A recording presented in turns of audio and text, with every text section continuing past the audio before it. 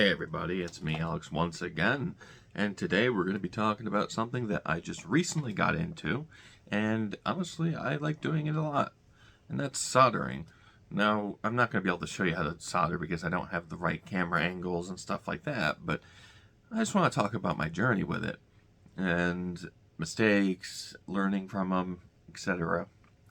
So mistakes with it was me thinking you had to put the solder on the ironing or iron, whatever the I can't English right now. The soldering iron. I thought you had to put the solder on there and then apply it. Bad idea, because you'll oxidize it and then it'll stick to it, and then when you try to heat something up, it won't heat up correctly. So I learned quickly from that you can't do that. But yeah, like you just take the solder, heat up the spot. Very easy.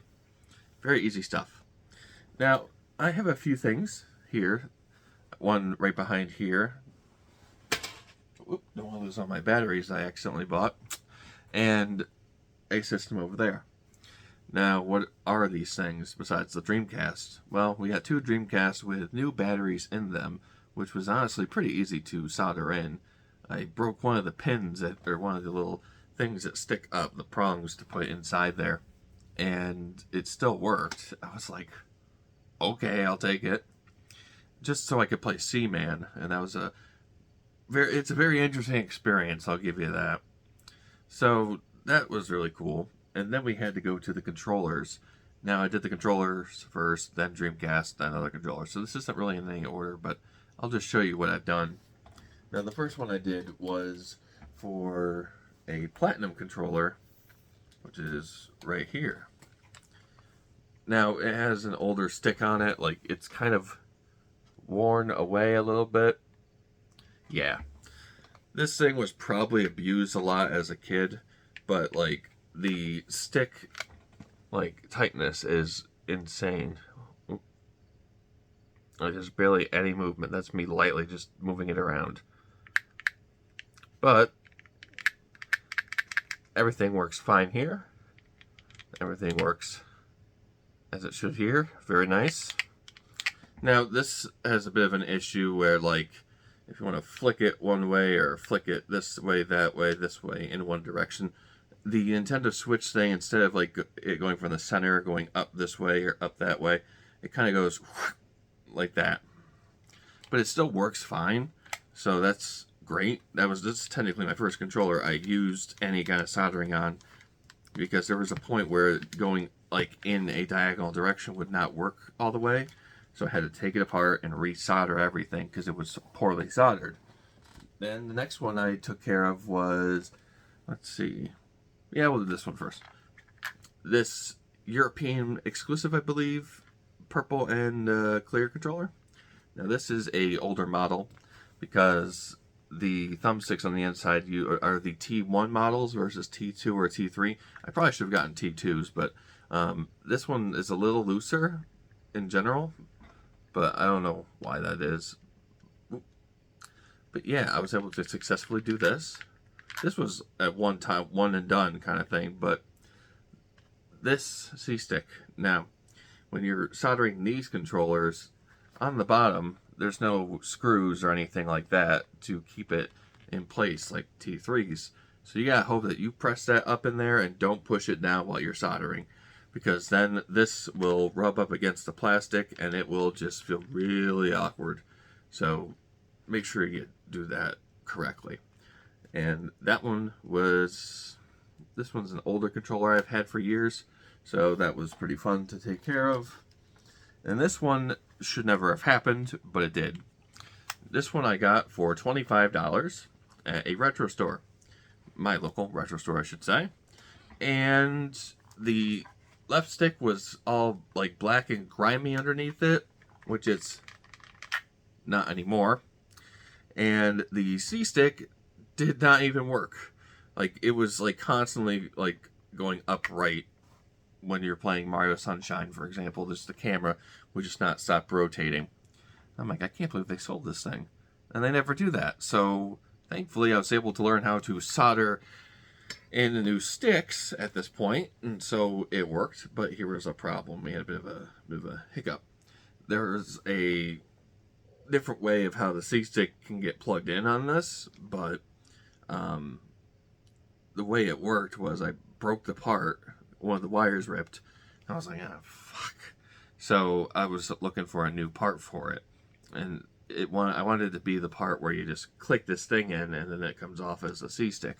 But no, it had, I desoldered that thing off, and this guy, he is the best, sending me these things to get it in correctly. And I got a piece. I was like, where is the plug? It had 3 little prongs. I put the prongs, I decided, like I said, to desolder the little spot on here where you would click it in and just do it like it normally is. And the C-stick worked great. Like instant working, like stuff, like nothing was a problem at all. And then I did something where I had to take it off. I think there was some flux on there that was making it sticky underneath it. So I just decided to take it out, put it back in. But when I did, the little like prong sticking up, I put it in backwards. So like up was left, down was right, left was up, right was down. I was like, okay, time to desolder and resolder it again. And I did, and it worked. So for $25 for a defective controller with $13 each for each thumbstick, which makes this to be about $45-ish, 40, 50-ish. I don't know. I'd say that was a pretty good deal in the end. I mean, the stick is a little bit, beat up, but it's still very tight. Very tight stuff. But that's what we want with our GameCube controllers, because us as kids, we did not take care of these things very much. I can tell you that from personal experience.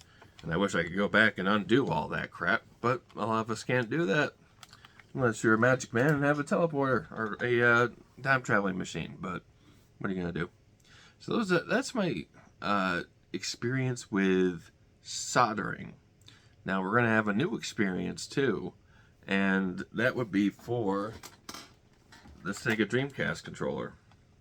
Now this is a European one, because you can tell by the blue swirl on the front. But when I got this was brand new out of the box. And everything just feels perfect. The buttons, like they don't feel like they're all mushy. And the stick, especially, is super tight. And it doesn't have any of that weird skidding, like grindy feeling that other controllers have that have been used to death. So I decided to buy some lithium grease. Hopefully that's what you need. That's what someone said you need. And I'm going to put it on the inside of the stick here so we can preserve it for a little longer than usual. Because plastic on plastic can basically erode itself away. Look at the N64 controller. There you go. So I want to see if I can do that with this. And I've also I don't know. I just would love to do this to all the controllers, but I don't think it would really make much of a difference at this point, all the used ones.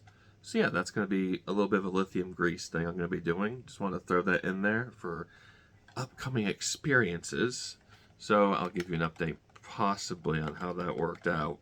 But yeah, that's pretty much what has been soldered and repaired for the most part. And hopefully I can keep doing this, because I'd like to repair old technology and stuff like that, because, you gotta preserve this stuff. Nintendo and Sega and all these other companies aren't making these things anymore.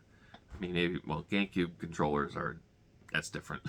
I don't know why. Nintendo will never let that thing die, which is great, because I love that controller. So, yeah, that's pretty much what I've been up to, and, that's all I gotta say for now. So, my name is Alex, and I'll see you next time. Farewell.